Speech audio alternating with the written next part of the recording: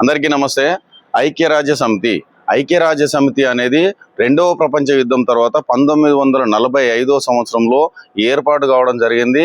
ఇది ప్రపంచ శాంతి కోసము, ప్రపంచ అభివృద్ధి కోసము, ప్రపంచ దేశాలు ఒకరికొకరు పరస్పరం సహకరించుకోవడం కోసం ఏర్పడినటువంటి సంస్థ ఇది. దీనిలో 193 దేశాలు సభ్య దేశాలు ఉంటాయి.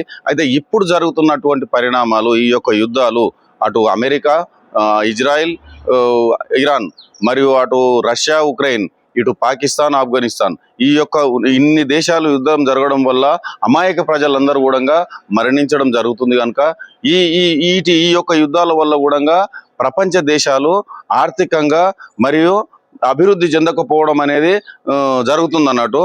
అయితే అన్ని విధాల కూడా ప్రపంచ దేశాలకు నష్టం జరుగుతుంది. కనుక ఈ అన్ని దేశాల అధినేతలు దీని గురించి ఆలోచన చేసి ఈ యొక్క ప్రపంచ శాంతి నెలకొల్పాలని చెప్పి, ఈ యుద్ధాలను నివారించి శాంతిని నెలకొల్పాలని చెప్పి నా యొక్క అభిప్రాయం.